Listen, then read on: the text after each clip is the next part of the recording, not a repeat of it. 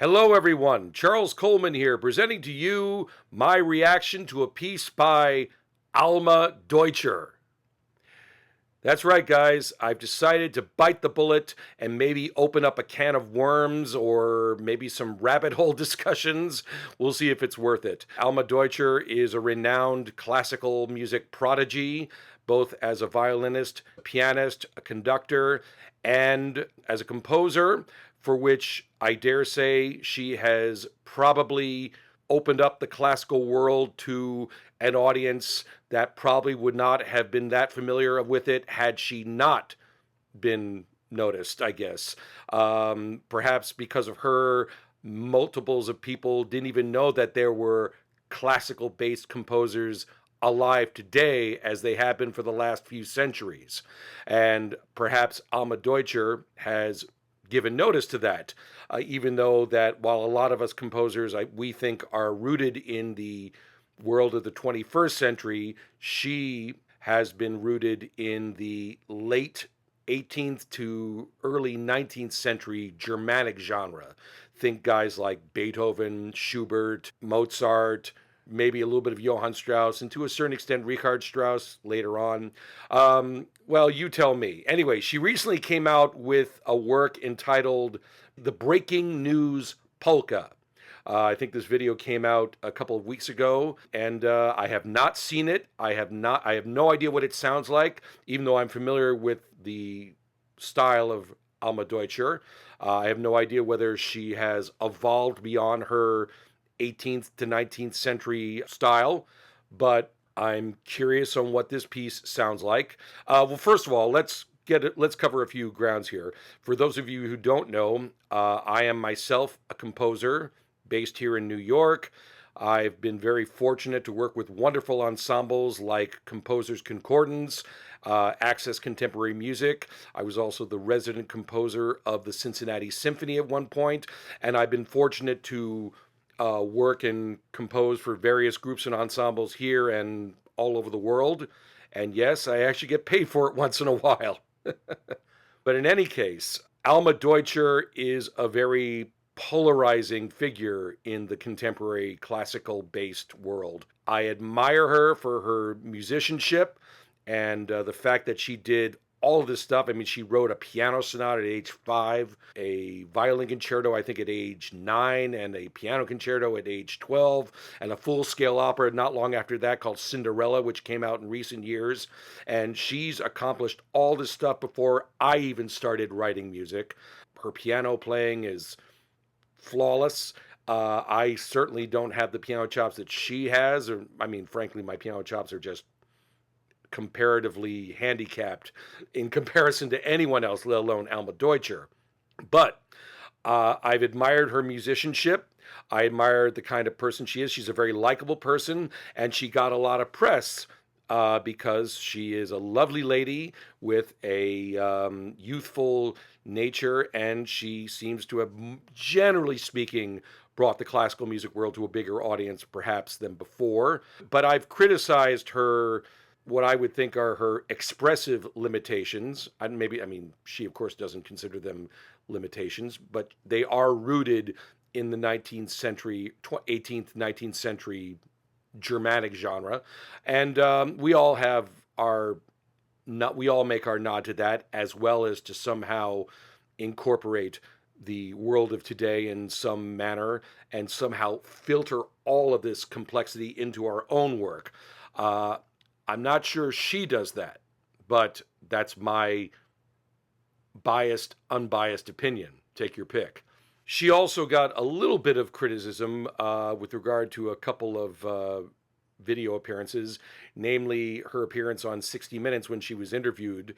In this interview, she had a hat which was filled with cards with the letters of certain notes, all 12 notes. And the idea was that the interviewer would take out 4 of these cards out of this hat, and they would be placed together in front of her on the piano, and then she would make a melody out of that and then improvise a work based on those 4 notes.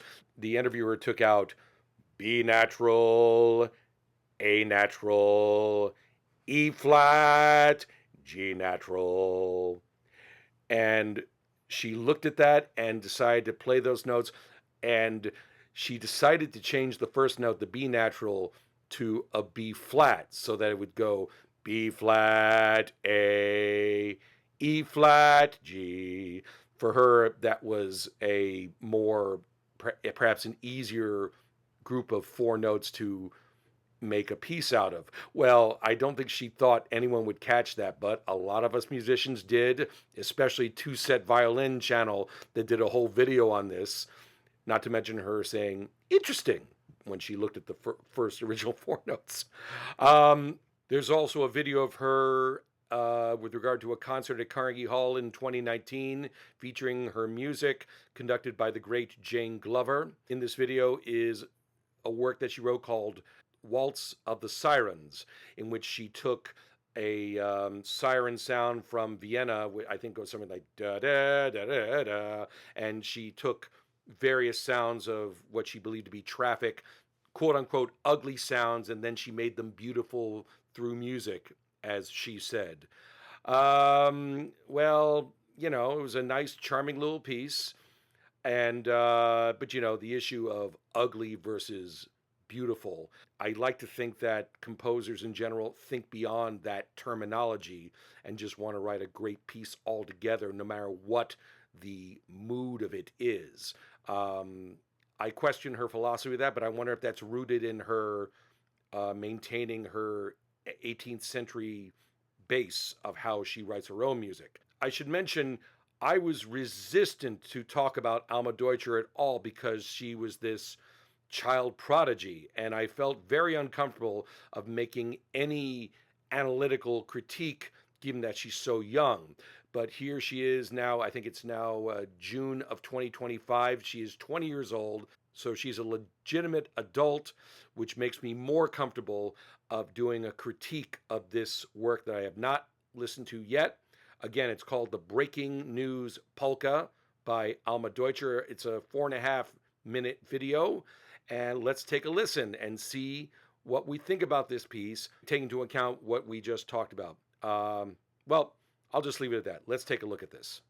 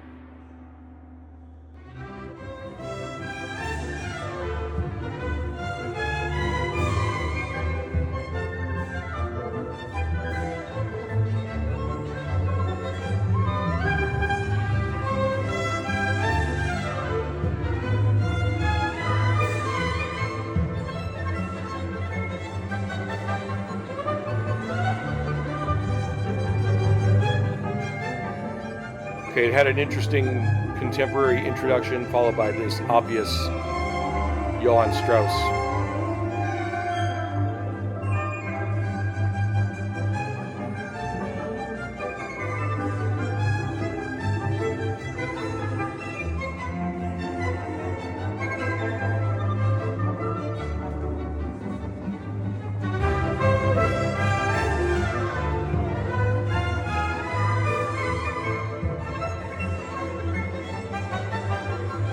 C major, in case you're wondering.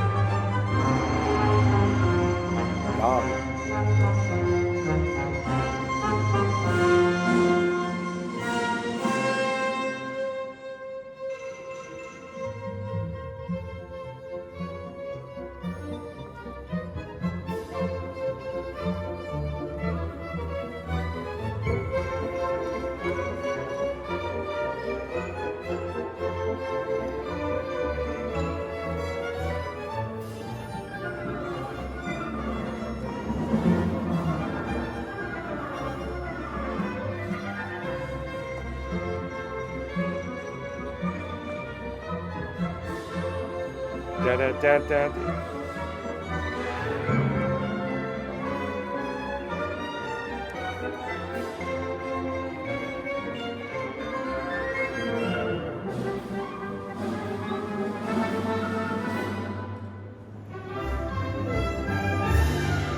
right to the A section.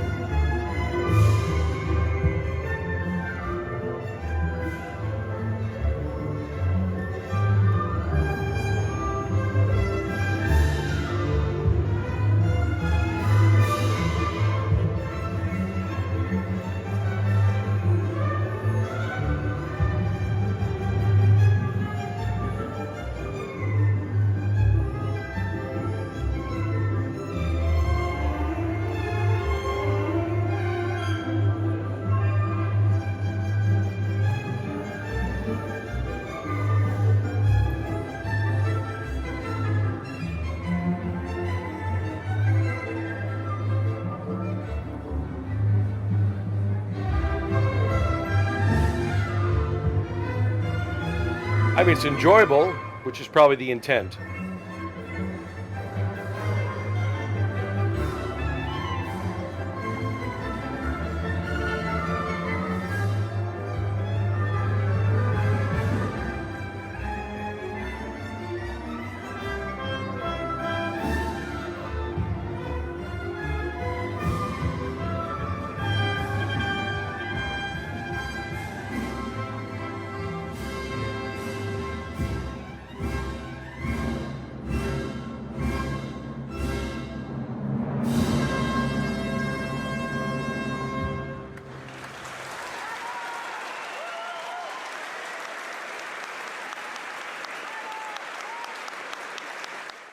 Okay. It was enjoyable to listen to. She's utilizing old school ABA form. Incidentally, that middle section, that when it kind of sound, you'd think it would sound jazzy. If you know anything about Beethoven, if you look at his last sonata, that middle section, that I dare say that it might be a quasi replication of that Beethoven's last sonata, the one that goes do do do do ba dee ba dee ba dee ba dee ba doo, which you'd swear came out of jazz, but I dare say that maybe she was more looking at that than any kind of jazz riff. But I could be wrong. But I enjoyed it. It was pleasurable. It's certainly something that I would definitely, people dancing. There was like that whole Vienna thing. I think this was written for, I think this was commissioned by, let me look right now. Yeah, the commissioned by the Concordia Press Club, Vienna, and the Johann Strauss 2025 Vienna Festival. Okay, so, and of course you saw people dancing there like you would during a New Year's Eve concert with the Vienna Philharmonic, old school style like that. I enjoyed it. Obviously, I was about to say, would I remember anything from it? I have a feeling that I will. I thought it was an enjoyable piece, but of course, this conflicts with what we living composers are intended to do as living composers.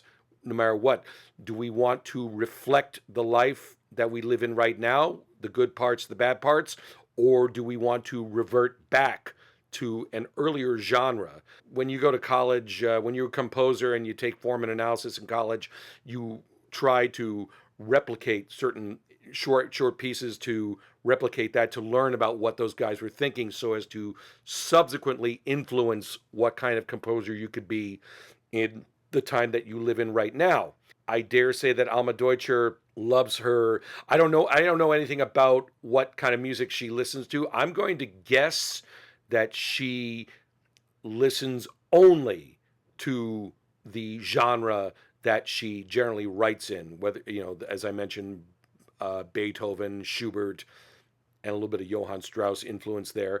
I noticed the very beginning of it had a more contemporary sound to it with a gong and in comparison, but that was so subliminal and I enjoy listening to it, but I want to do more than enjoy. Is this a bias? I'm not sure. But all I got to say is that I'm very curious about how she will evolve. This is definitely the most progressive work that she has written when you compare it to what she's done before. And I'm hoping that she will take into account the world that she grows up in. I think that's where all we're supposed to do as artists, not just to revert back to an earlier style, but to be aware of the world you're living in. I don't know her lifestyle very well. I know she's been raised very well, She's got, what I understand, two terrific parents, but I just wonder if she's living in some kind of metaphoric bubble. I love listening to stuff like that, but again, I want to do more than just listen. I want to be touched by it. Now, the problem is, the fact that I'm a composer myself, does that make me biased? Don't know. But those are my 2 cents. I will probably listen to this piece a few more times and maybe have more of an opinion on it beyond the first listening. Maybe a more insightful point of view. Who knows? Tell me what you guys think in terms of. I like to dis. I mean, because I like the idea of debating what's our goal as not only as composers but as creative artists in general. Do we want to change the world, interpret the world, maybe do a little bit of both? Can we change the world? There have been many opinions on that. I personally think that it's more subliminal than it is direct. I'm not sure music can bring literally everyone together, but it might help to do that. And maybe Alma Deutscher, to a certain extent, is doing that inadvertently. I try not to judge by genres that you're influenced by. There should be an innate quality within that transcends the subgenre of the classic world that you're rooted in. And that is a long story, not so short. I'll just leave it at that. Let me know what you think in the comments. Until next time.